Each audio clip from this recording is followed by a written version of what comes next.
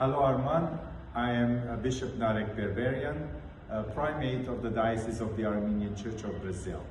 I understand you are here these days to participate to a fight, and the whole Armenian community is excited to have you here in Brazil, and many of the Armenians are participating to this special event. And I hope and I pray that you win, you continue, as always, you continue to win. And we are very proud of you being Armenian, and we are proud that you always are raising the Armenian flag, always representing our homeland, Armenia.